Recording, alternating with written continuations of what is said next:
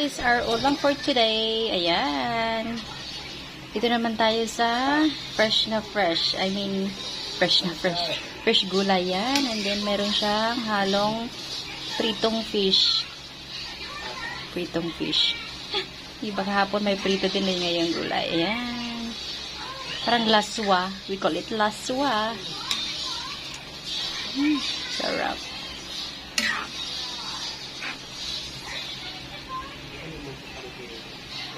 Ayan lang muna yung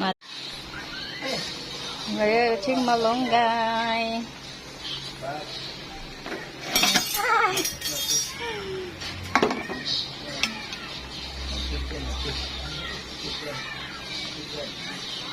Yummy, yummy. From kapitbahay malunggay.